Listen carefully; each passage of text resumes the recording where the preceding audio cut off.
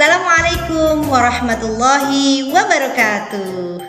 Hai anak-anakku semuanya, bagaimana kabar kalian? Semoga tetap sehat, tetap iman kepada Allah. Ya, hari ini kita akan belajar kembali tentang membaca Al-Quran surat At-Tin. Baik, sebelum kita membaca, terlebih dahulu kita harus tahu bagaimana tata cara membaca Al-Quran.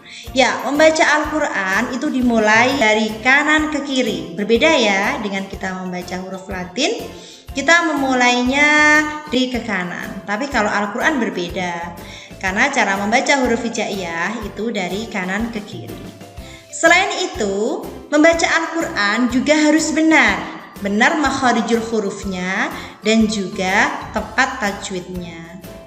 Maka dari itu kita harus semangat belajar agar kita bisa membaca Al-Quran dengan baik dan benar. Ya, sebelum kita melanjutkan, kita terlebih dahulu untuk berdoa kepada Allah agar dimudahkan belajarnya dan diberikan pemahaman. Berdoa bersama-sama ya.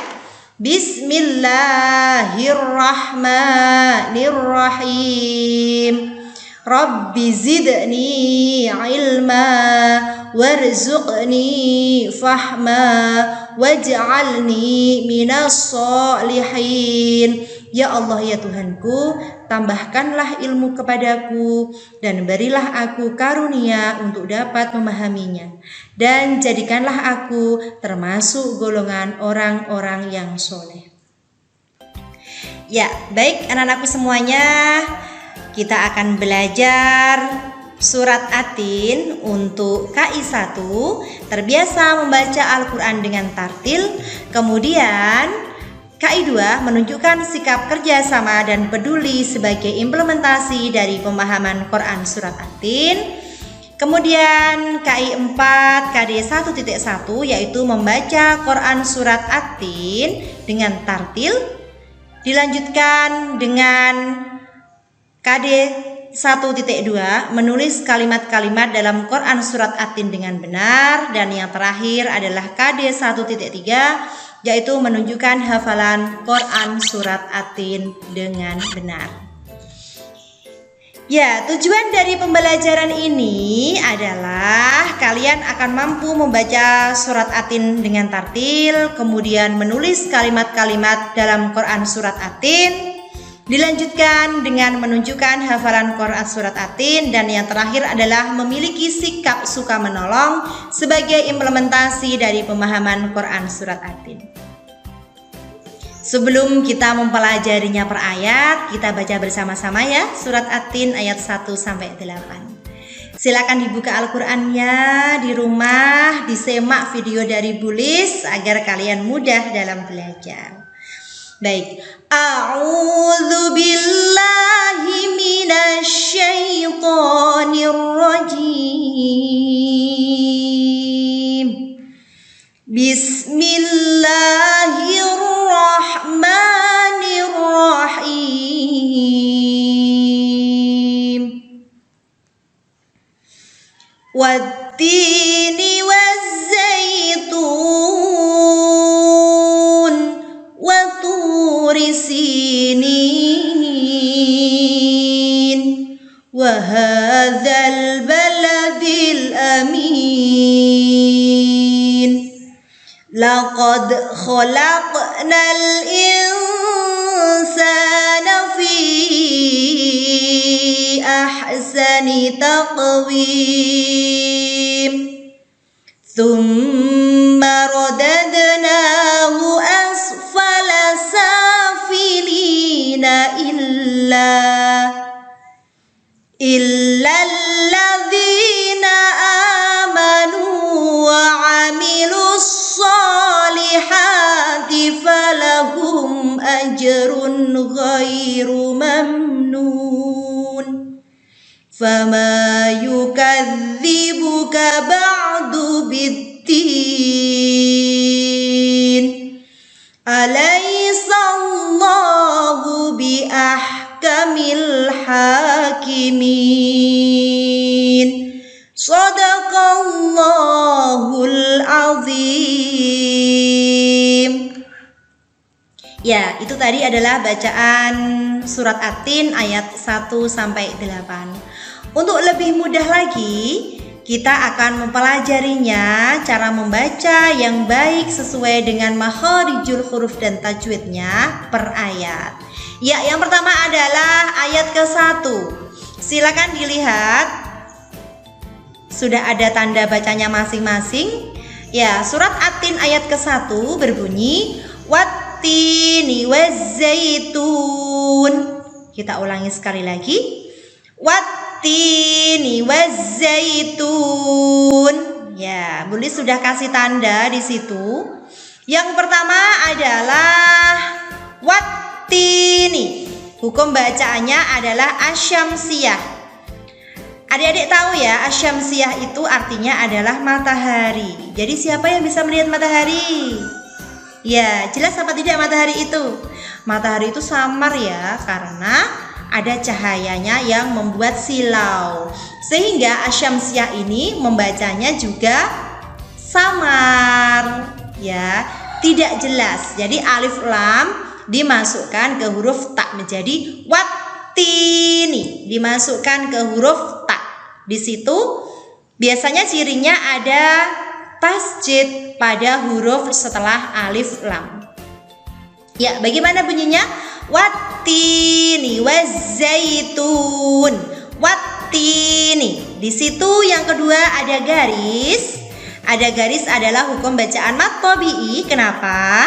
Karena ada kasroh diikuti dengan ya sukun. Baik. Selanjutnya pada lafal yang kedua adalah wazzaitun. Wazzaitun. Ya. Silakan kalian melihat panah ke atas. Itu adalah hukum bacanya asyamsiyah sama dengan wattini tadi. Karena ada alif lam bertemu dengan huruf za. Dan huruf za itu cirinya atau ya huruf za ya. Cirinya itu dilengkapi dengan harokat fathah dan juga ada tanda baca tasydid. Menjadi wazaitun. Nah, untuk yang lenturnya zai ya, ada ya sukun setelah fathah itu disebut dengan mad lin atau mad lain. Arti lain sendiri adalah lentur atau lunak, sehingga cara membacanya harus lentur. Menjadi wazaitun. Wazai, ada al syamsiyah, kemudian dilanjutkan dengan mad lain. Yang terakhir adalah mad arid lisukun. Di situ ada mad tabi'i di akhir sebuah kalimat. Jadi cara membacanya surat At-Tin ayat ke-1 adalah wattini wazzaitun.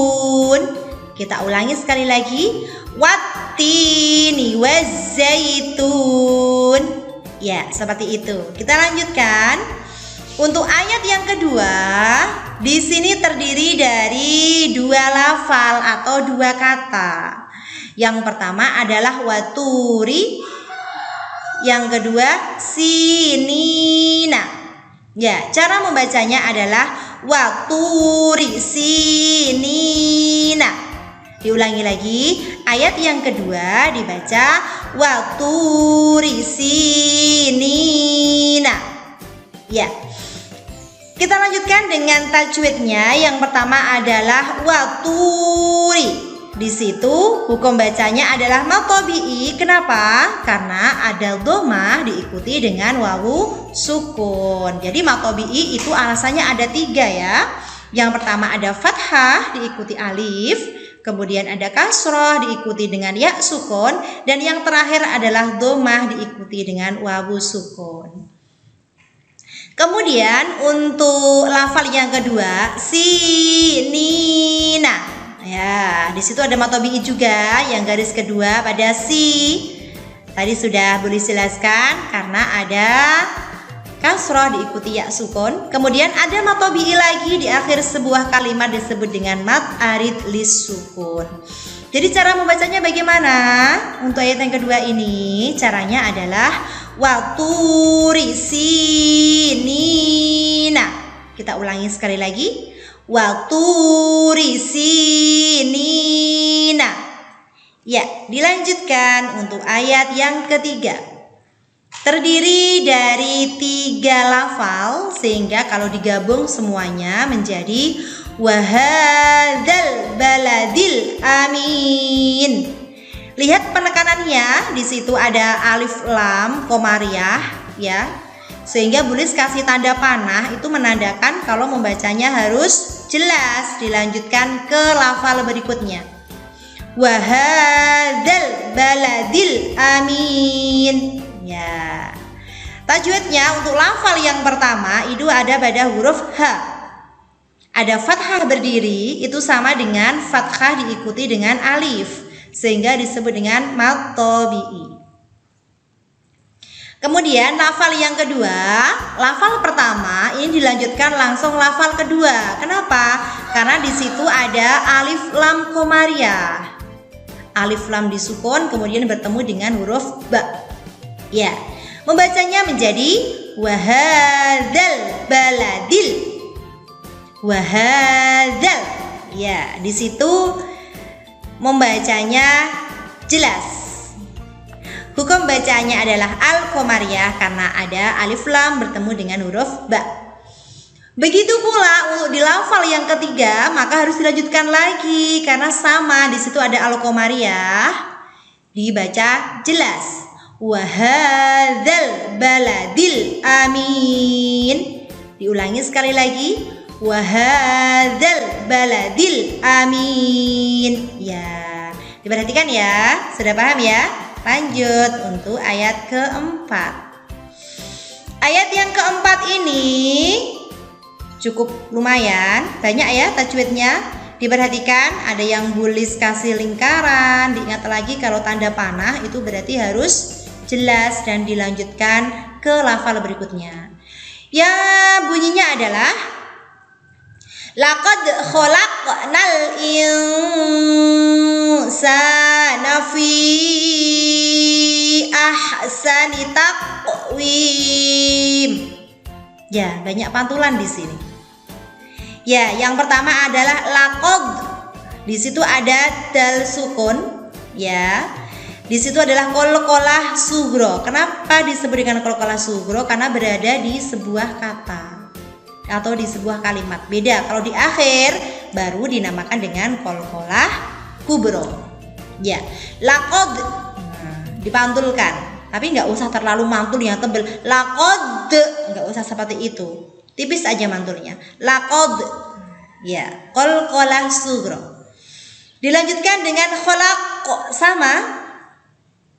Karena huruf qalqalah itu adalah qadbu jadin. Qaf, ba, jim, dan dal. Ini sudah ada huruf dal sama qaf. Jadi khalaq dipantulkan. Khalaqnal. Qalqalah sugro. Ya, khalaqnal. Ada alif lam kemudian diikuti dengan huruf ain. Bukan ain ya, itu ternyata apa? Hamzah ya. Ya, hamzah. Khalaqnal. Jadi dilanjutkan, Bulis kasih tanda panah itu al-komariah. Ya, jadi ada alif lam kemudian bertemu dengan huruf hamzah. Khalaqnal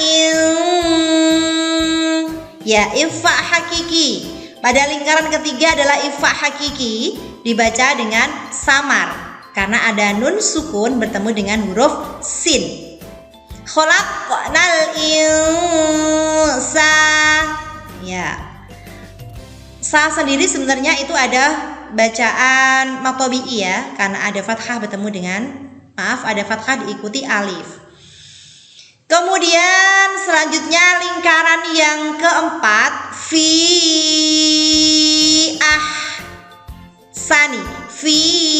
ahsani. Ada mad jaiz munfasil.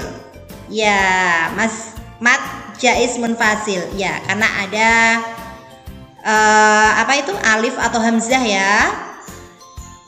Dibaca panjang namun di lain kalimat, sehingga harus dibaca panjang 3 alif atau 6 harokat.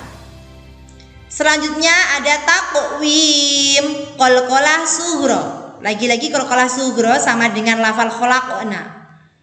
Jadi cara membacanya untuk ayat yang keempat secara lengkap adalah laqad khalaqnal insana fi ahsani taqwim. Ulangi lagi. Laqad khalaqnal insana fi ahsani taqwim. Ya, itu adalah bunyi lafal yang keempat dari surat At-Tin. Dilanjutkan untuk ayat yang kelima dan keenam. Kenapa ini boleh selanjutkan ayat kelima sampai keenam? Karena nanti ada lafal illa yang ini pengecualian dan harus dilanjutkan. Itu. Kita baca bersama-sama. Tsumma radadnahu asfala safilina illa. Berhenti pada lafal illa. Kemudian dilanjutkan illalladzina amanu wa amilus solihati falahum ajrun ghairu mamnun. Ya, lafal illa ini dilanjutkan karena arti dari ayat kelima tsumma radadnahu asfala safilina. Karena di sini Allah itu menciptakan manusia dengan bentuk yang paling sempurna, akan tetapi akan dimasukkan ke dalam neraka. Ya, illa kecuali. Jadi manusia itu semuanya akan masuk ke neraka, illa kecuali illalladzina amanu, yaitu orang-orang yang beriman, wa amilus solihati, dan beramal soleh. Falahum ajrun ghairu mamnun, maka baginya pahala yang tiada putus-putusnya. Jadi manusia itu setelah diciptakan Allah menjadi makhluk yang paling sempurna, nanti akan dimasukkan ke dalam neraka. Kalau nggak ada lafal ilah nanti semua, maka harus ada ilah, yaitu pengecualian. Siapa yang masuk neraka? Semua manusia kecuali orang yang beriman dan beramal soleh, maka baginya pahala yang tiada putus-putusnya. Baik, terlepas dari itu kita mencoba untuk mengupas tuntas tajwidnya. Yang pertama adalah lafal tsumma. Di situ ada mim tasjid, maka dibaca gunnah. Tsumma dibaca double, mimnya menjadi 2. Tsumma. Kemudian lanjut di lingkaran kedua, rodadna, ada dal sukun di tengah sebuah kalimat disebut dengan qalqalah sughra. Tsumma rodadnahu asfala sa, ada matobi'i filina illa. Ya, illa adalah pengecualian yang sudah Bulis jelaskan tadi, sehingga lafal ini dilanjutkan. Dan ketika masuk ke ayat ke-6 diulangi dari lafal illa. Illalladzina amanu wa amilus solihati. Banyak matobi'i di situ, jadi jangan sampai nanti asal dibaca saja tanpa memperhatikan tajwidnya. Illalladzina, ada matobi'i karena ada kasrah diikuti ya sukun. Amanu, fathah berdiri, matobi'i. Manu juga matobi'i karena ada dhammah diikuti dengan wawu sukun. Wa amilus ada alif lam kemudian bertemu dengan huruf shad, maka disebut dengan asyamsiyah. Tandanya apa?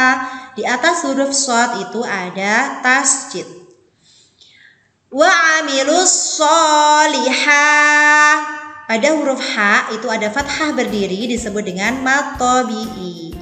Ya, falahum ajrun. Falahum ajrun. Ada mim sukun bertemu dengan alif. Ya, itu adalah hukum bacanya idhar syafawi. Jadi harus dibaca jelas karena bertemu dengan huruf alif. Ya, setiap ada mim sukun bertemu dengan huruf selain mim dan ba, semuanya dibaca jelas. Jadi baik itu alif, itu ta, sa, jim dan sebagainya harus tetap dibaca jelas.